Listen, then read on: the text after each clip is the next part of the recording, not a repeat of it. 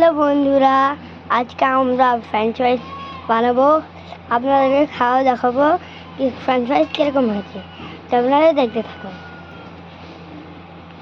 French ফ্রাইজ আপনারা দেখছেন, আমরা এখন ফ্রেঞ্চ ফ্রাইজ ভাজছি, তো দেখতে থাকুন।